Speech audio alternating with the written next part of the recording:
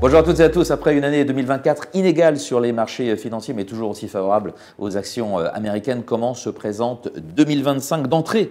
Le retour fracassant de Donald Trump laisse à penser que l'on ne va pas s'ennuyer cette année. Alors, qu'est-ce que l'on en pense chez Clartan Associés? On voit ça tout de suite avec nos deux invités, Elisabeth de Saint-Léger et Mathieu Esplacaton. Bonjour à tous les deux. Bonjour Vincent.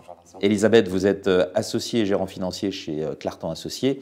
Et Mathieu, vous êtes responsable des relations partenaires de Clartan. Alors justement, on commence avec vous, Mathieu. Tout d'abord, comment s'est passé 2024 pour vos fonds, compte tenu du contexte de marché que je viens d'évoquer? Eh bien, dans notre gamme, les fonds éligibles au PEA ont été pénalisés par les difficultés globales de l'Europe. En revanche, Clartan Valeur continue sa belle progression puisque, malgré les tensions qu'on a pu connaître, fait preuve de résilience. Et en ce qui concerne nos fonds d'allocation, composés à la fois d'une poche action et d'une poche obligataire, plus ou moins importante selon les stratégies, ont délivré des performances tout à fait honorables, comme Clartan Flexible, qui termine l'année 2024 avec 7,9% de performance. Bon, on en vient à 2025 avec vous, Elisabeth, et à ce que l'on peut en attendre. Tout d'abord, qu'est-ce qui vous a frappé depuis que l'année a commencé? On a vu la volatilité monter d'un cran il y a 6 mois et ça se poursuit. Les marchés restent assez fébriles parce qu'il manque encore de visibilité sur des questions importantes. Est-ce que l'Europe va se prendre en main?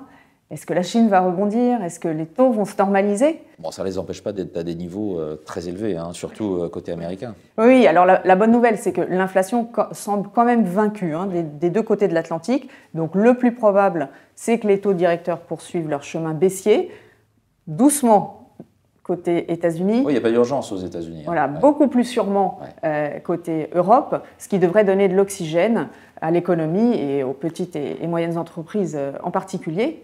Et puis côté prix, nous trouvons les marchés américains généralement chers, ce qui laisse moins de place aux mauvaises surprises, alors qu'en Europe, on est plutôt sur la tendance historique, voire en dessous pour les small et mid.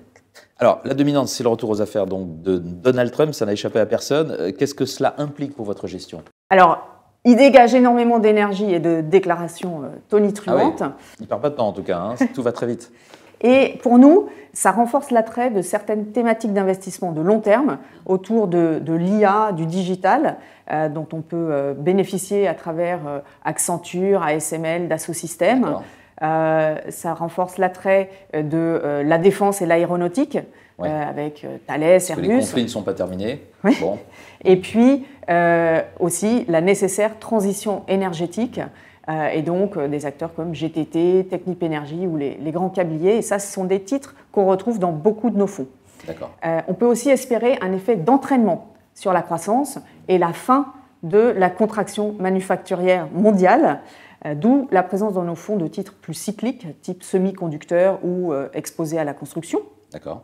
Et puis, la dernière chose, c'est qu'il reste quand même un risque inflationniste de l'autre côté de l'Atlantique. Du fait de la politique de Donald Trump, voilà, ne serait-ce que lorsqu'il veut limiter l'immigration. Oui. Forcément, les coûts salariaux vont augmenter. Donc, la probabilité de taux plus élevés plus longtemps, d'où notre vigilance à la fois sur l'endettement et les prix, les valorisations des entreprises. D'accord.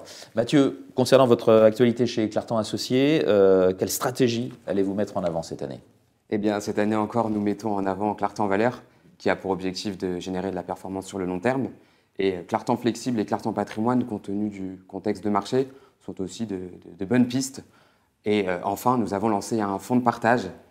Oui, on en a parlé ici. Tout à fait, qui est une part de notre fonds labellisé ISR, Clartan Ethos. Et elle reverse 35% de nos frais de gestion à une association, l'association de la Vallée de la Millière. Cela permet à nos investisseurs de flécher leur épargne vers des projets concrets en faveur de la biodiversité, tout en investissant dans un fonds extrêmement exigeant au niveau ESG et investi dans des petites et moyennes capitalisations européennes. Voilà, c'est l'investissement utile. Merci beaucoup à tous les deux d'avoir été avec nous et de nous avoir tracé les perspectives 2025 de Clartan Associés. Elisabeth de Saint-Léger et Mathieu Esplacaton. Au revoir. Au revoir Vincent. Merci Vincent.